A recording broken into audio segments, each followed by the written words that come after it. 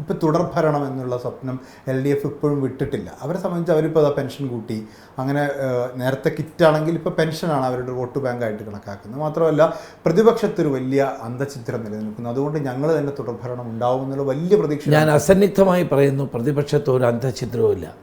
കേരളത്തിലെ കോൺഗ്രസ് ഐക്യത്തോടെ പ്രവർത്തിക്കുന്നു, പരസ്പര വിശ്വാസത്തോടെ പ്രവർത്തിക്കുന്നു. കിറ്റ് കൊടുത്താലൊന്നും ഇനി ആൾ വോട്ട് ചെയ്യില്ല, അതൊക്കെ ആൾക്ക് മനസ്സിലായി.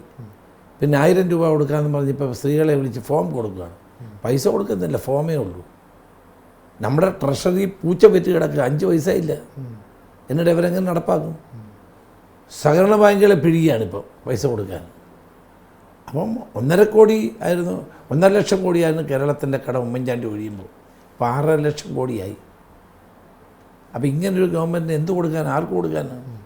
ഈ പെൻഷനെ കൂട്ടുന്നത് പിന്നെ ഒരു തട്ടിപ്പാണെന്നാണ് എന്നല്ല ഞാൻ പറഞ്ഞത്. പെൻഷനൊക്കെ ആദ്യമായി കേരളത്തിൽ പെൻഷൻ കൊണ്ടുവന്നത്, ക്ഷേമ പെൻഷൻ കൊണ്ടുവന്നത് കോൺഗ്രസ് മുഖ്യമന്ത്രിയായ R. ശങ്കറാണ്. അപ്പോൾ പെൻഷൻ കൊടുക്കുന്നതൊക്കെ നല്ലതാണ്, അത് തെറ്റൊന്നുമില്ല. പക്ഷേ 2500 രൂപ കൊടുക്കാമെന്ന് പറഞ്ഞിട്ട് 5 വർഷം കളിപ്പിച്ച് 2000 ഇപ്പോഴും കൊടുക്കുന്നത്, അത് തെറ്റല്ലേ? 2500 കൊടുക്കണ്ടേ? പ്രകടന പത്രിക പറഞ്ഞതല്ലേ.